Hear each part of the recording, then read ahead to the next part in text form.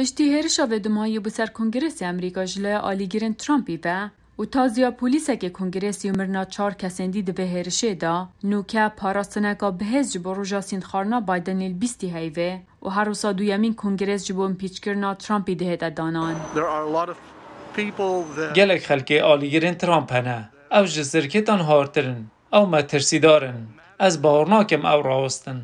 دناوا گفن بردوام زورداریه دا جنگ لسیارا یا بخمه. از بردوامت بیجم که اوه سروکاکی جیره ما بستامن که اوه بتنه دست به کار و بریاویه. کجبره که کیو بایل میامی یه بخمه جه سیاست بایدنی پیشوارو.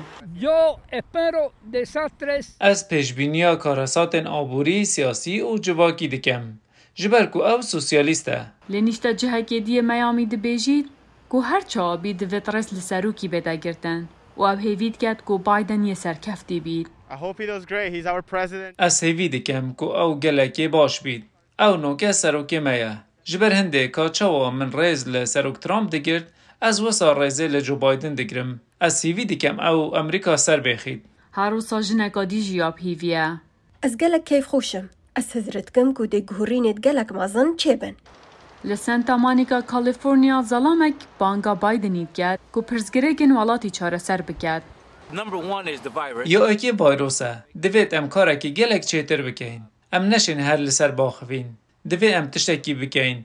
او ده تشتکی جبو ویه کی کرد. دو ظلامه دید بیجن پیدویه که بایدن اوان جداهی سیاسی در باز بکرد. از هیوی کم بایدن بشد وی ولاتی بکتا ایک. از هیوی کم اوه گلکه. از بیجم تو دشه بیجی جدا کرنا سیاسی. اوه گلکه دجواره. دنافا گفین تندو تیجیا واشنطنا پایتخت اول همی والاتی مورالن خلکی دا بزینه.